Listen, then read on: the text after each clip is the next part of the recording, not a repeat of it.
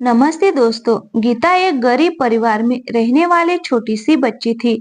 उसकी माँ कल्याणी लोगों के घरों में साफ सफाई का काम करती थी। उसके पिता एक दिहाड़ी मजदूर थे। उन्हें कभी काम मिलता था, कभी नहीं मिलता था। गीता पहली क्लास में एक सरकारी स्कूल में पढ़ती थी। गीता पढ़ाई में बहुत होशियार थी। गीता घर पर आकर घर का काम निपटाकर पढ़ने बैठ जाती थी। एक दिन गीता शाम तक माँ का इंतजार कर रही थी। माँ के न आने पर वह परेशान हो गई। शाम को उसके पिता मोहन जी घर पर आए तो वो गीता गीता को घर पर छोड़कर कल्याणी को ढूंढने निकले। कल्याणी जिन घरों में काम करती थी, उन्होंने सब जगह पता किया। उन्हें पता लगा कि कल्याणी तो आज काम पर आई ही नहीं। रात हो चली थी। मोहन जी पुलिस स्टेशन पहुंच गए। वहां जाकर उन्होंने कहा, साहब, मेरी पत्नी सुबह से गुम है।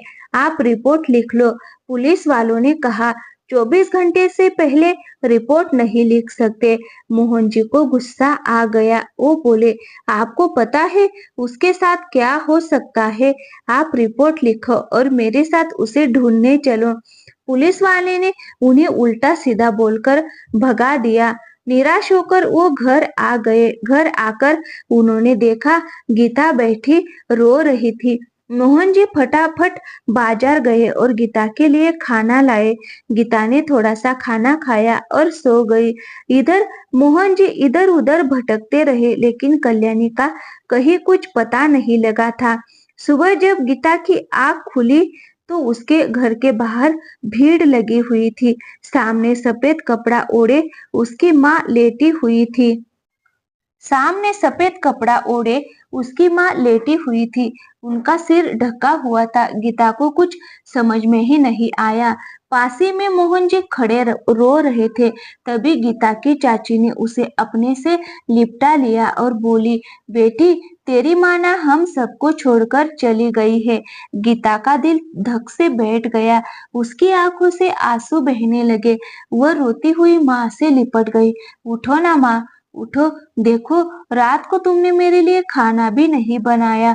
गीता की चाची उसे संभालने की कोशिश कर रही थी। कुछ देर बाद गीता रोते रोते बेहोश सी हो गई। उसे सब कुछ दिख रहा था, लेकिन अब उसे होश नहीं था। कुछ ही देर में उसकी माँ को अंतिम संस्कार के लिए ले गए। गीता अब गुमसुम रहने लगी थी। वह किसी से ज्यादा बात नहीं करती थी। एक दिन मोहन जी ने गीता से कहा, बेटी, कल्याणी तो अब वापस नहीं आएगी। तू और मैं ही रह गए हैं। तू चिंता मत कर, मैं तेरा अच्छे से ख्याल रखूंगा। इसी तरह समय बीत रहा था। गीता अब घर के काम निपटाने लगी थी।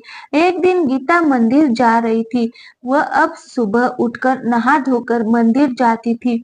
उसकी माँ को मरे हुए 2 महीने हुए थे। वह अब माँ के सारे काम करने लगी थी। उसकी माँ मंदिर जाती थी, इसीलिए वो उनकी जगह मंदिर जाने लगी। मंदिर में उसे एक बुजुर्ग मिलती थी। धीरे धीरे गीता और रंजना जी में जान पहचान हो गई। मंदिर में दर्शन करने के बाद दोनों मंदिर की सीढ़ियों पर कुछ देर के लिए बैठ जाती। रंजना जी ने बातों बातों में गीता के बारे में सब कुछ जान लिया। एक दिन मोहन जी घर पर ही थे। उनका काम छूट गया था। वो इसी उलझन में थे कि अब क्या करेंगे। तभी गीता अंदर आई और बोली, पापा, देखो कौन आया है। मोहन जी ने देखा तो बाहर एक चमचमाती कार खड़ी थी। उसमें से एक औरत उतरकर उनके घर की ओर आ रही थी, महंगे कपड़े जेवर पहने हुए। मोहन जी ने इशारे से ही गीता से पूछा। गीता ने बताया, अरे पापा, ये वही रंजना जी है जिनके बारे में मैंने आपको बताया था। ये रोज मुझे मंदिर में मिलती है। आज ये घर आने के लिए कहने लगी तो मैं इन्हें घर ले आई। मोहन जी ने उनका हाथ जोड़कर स्वागत किया और बोले, मालकिन, आपने क्यों कष्ट किया?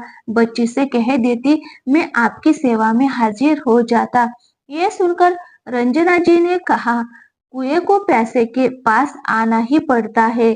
मोहन जी बोले, मैं कुछ समझा नहीं। ओहो, मैं तो भूल ही गया। आप बैठिए, मैं आपके लिए कुछ खाने को लाता हूँ। रंजना जी बोली, नहीं मोहन जी, परेशान मत होइए, आप बैठिए। मुझे आपसे कुछ बात करनी है। जानते हैं आपकी बेटी कितनी होनहार और संस्कारी है।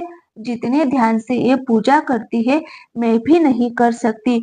इसके चेहरे का तेज इसकी हंसी में घर जाकर भी भूल नहीं पाती। मैं चाहती हूँ कि मैं इसका अच्छे से पालन पोषण करूँ। अपने घर ले जाकर मोहन जी जितना अपनी बेटी की तारीफ सुनकर खुश हो रहे थे, अब उतने ही दुखी होकर बोले, मालकिन, मेरी पत्नी तो पहले ही चली गई है। अब मेरे जीने का एक ही सहारा है। इसे भी आप ले जाएगी तो मैं कैसे जीऊंगा? रंजना जी ने आगे कहना शुरू किया, मोहन जी, आप गलत समझ रहे हैं। मैं आप दोनों को ले जाना चाहती हूँ। मैं चाहती हूँ कि मेरा अंतिम संस्कार गीता करे। आप यहाँ का सब संभाल ले और इसे डॉक्टर बनाए। गीता और मोहन जी दोनों की आंखों से आंसू बह रहे थे। एक तरफ रंजना जी के बेटे थे तो उनके मरने पर भी नहीं आए, और एक तरफ ये एक गरीब लड़की थी जिसने रंजना जी को इतना प्यार दिया कि वो अपना सब कुछ इसके नाम कर गई। आपको ये कहानी कैसी लगी दोस्तों? कमेंट करके ज़रूर बताएं। वीडियो अच्छी लगी हो तो वीडियो को ज़्यादा से ज़्यादा शेयर करें, और अभी तक हमारे चैनल को सब्सक्राइब नहीं किया है तो प्लीज़ सब्सक्राइब ज़रूर कर लें। थैंक यू, धन्यवाद।